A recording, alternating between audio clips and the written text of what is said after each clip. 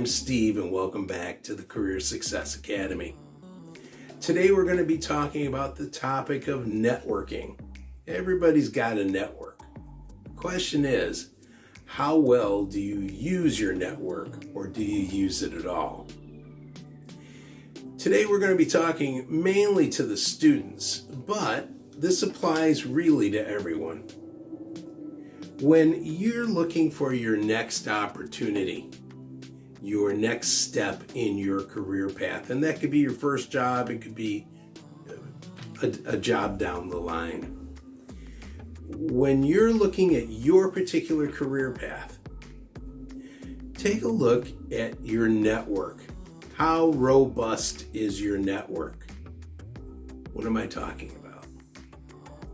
Well, your network is your way to get back into the workforce or into the workforce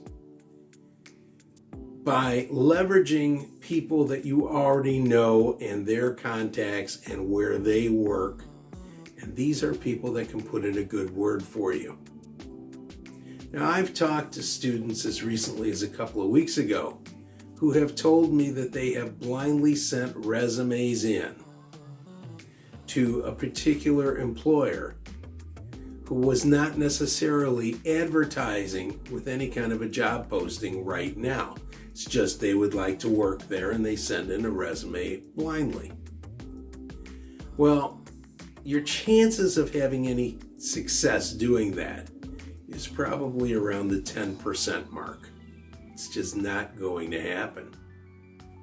But if you know somebody working at a place, and that same someone could talk to the HR department and put in a good word. Remember, not every position that is open is advertised.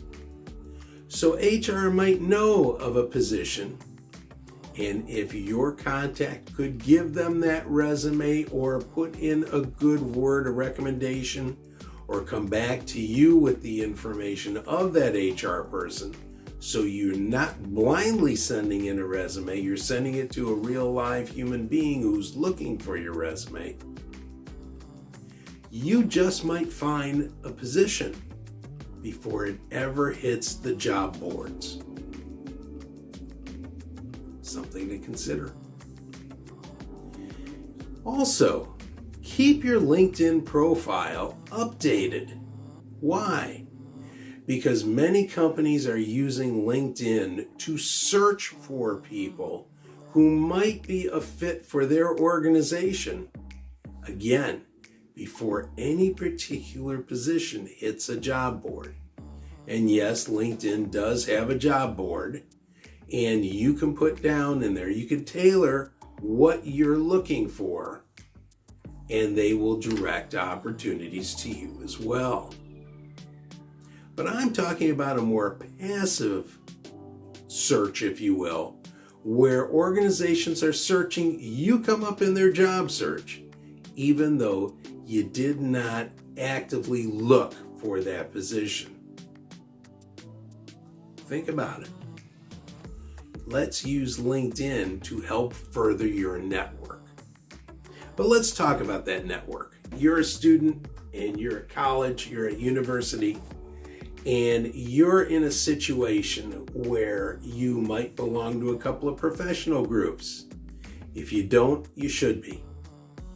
You have professors and teachers and advisors, counselors. You have all kinds of people who are networked already into different organizations who might be able to, if they know you're looking, to recommend you at a particular place. Or they might have worked or know someone who worked at that particular place and can kind of steer you, which most people are willing to do, by the way, if you bother to ask them. But you also have peers in your network group. You have people from old employment opportunities, whether they were summer jobs or part-time jobs, or these are people who know people. So, first rule of thumb is to network and leverage your network. Use LinkedIn, if you're going to send in a blind resume, which is usually not very fruitful, you can improve your chances by asking people to take your resume there, or to get you the name of somebody so you can send your resume there, because you never know what they haven't posted. Then there are job boards. And I would say if you're looking for opportunities, job boards can work. You've got about a 65% opportunity, because you never know how long that position has been posted, and you don't know how many people are applying to it. And there's so many unknowns in that situation. When you network, you have a much better opportunity of success. So let's recap.